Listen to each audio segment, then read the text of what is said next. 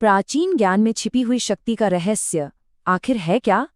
आज हम ब्रह्मचर्य की इसी शक्तिशाली अवधारणा को समझने की कोशिश करेंगे, जो कुछ आध्यात्मिक शिक्षाओं के संग्रह पर आधारित है। जरा कल्पना कीजिए, सिर्फ 1 साल का अनुशासन और उससे इतनी ताकत कि एक दानव को भी हराया जा सके। श्रोत इसी असाधारण दावे के साथ इस यात्रा की शुरुआत करते हैं। लेकिन देखिए, बात सिर्फ शारीरिक शक्ति की नहीं है। ये वादा इससे कहीं ज्यादा गहरा है।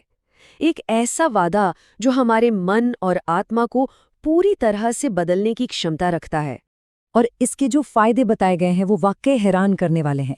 मतलब अमानवीय शारीरिक शक्ति से लेकर 100 साल बाद भी चीज़ों को हूबहू याद रखने की क्षमता तक, ये अभ्यास जीवन को पूरी तरह से बदलने का वादा करता है। लेकिन जैसा कि होता है, हर शक्तिशाली चीज का एक दूसरा पहलू भी होता है। स्रोत इस बात पर बहुत जोर देते हैं कि अगर इस ऊर्जा को सहेजा नहीं गया तो इसके परिणाम कितने गंभीर हो सकते हैं। शारीरिक तौर पर देखें तो वीर्य, या जिसे जीवन शक्ति कहते हैं, उसके क्षय के परिणाम चौंकाने वाले बताए गए हैं।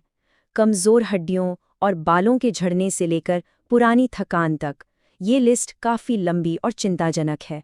और ये असर सिर्फ शरीर तक ही नहीं रुकता, मानसिक रूप से भी इसके परिणाम विनाशकारी हो सकते हैं, जैसे कि चिड़चिड़ापन, आत्ममूल्य की कमी और जीवन में किसी भी तरह की स्थिरता या खुशी का न होना। तो सवाल ये उठता है कि इस विनाशकारी रास्ते से बचकर शक्ति के मार्ग पर आखिर चला कैसे जाए।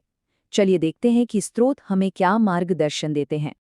देखिए, ये कोई 1-2 दिन का काम नहीं है, बल्कि ये तो एक पूरी की पूरी जीवन शैली है, एक लाइफस्टाइल जो अनुशासन के इन 4 मजबूत स्तंभों पर टिकी है। एक कहावत है ना, जैसा अन्न वैसा मन, और इस रास्ते पर तो ये बात बिल्कुल सटीक बैठती है। आहार को बहुत महत्वपूर्ण माना गया है, क्योंकि कुछ खाद्य पदार्थ जुनून को भड़काते हैं तो कुछ शरीर और मन को शांति देते हैं। शारीरिक अनुशासन भी उतना ही जरूरी है। अब ये जो बताया गया है कि 48 मिनट तक एक आसन में स्थिर बैठना, ये सिर्फ एक एक्सरसाइज नहीं है। ये शरीर की ऊर्जा को नीचे की ओर बहने से रोककर उसे ऊपर की ओर, मस्तिष्क की ओर ले जाने का एक शक्तिशाली तरीका है। और इस पूरे अभ्यास का जो सबसे बड़ा लक्ष्य है वो है ऊर्ध्वरेतता की स्थिति को पाना। अब ये क्या है? ये वो अवस्था है जब जीवन शक्ति नीचे की तरफ जाकर नष्ट नहीं होती, बल्कि वो ऊपर की ओर चढ़कर आध्यात्मिक ऊर्जा में, मतलब स्पिरिचुअल एनर्जी में बदल जाती है।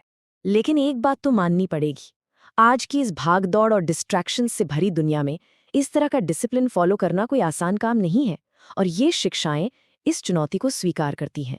खास तौर पर एक चीज को सबसे बड़े खतरों में से एक माना गया है, और वो है स्मार्टफोन, जो उत्तेजक सामग्री तक लगातार पहुंच देता है।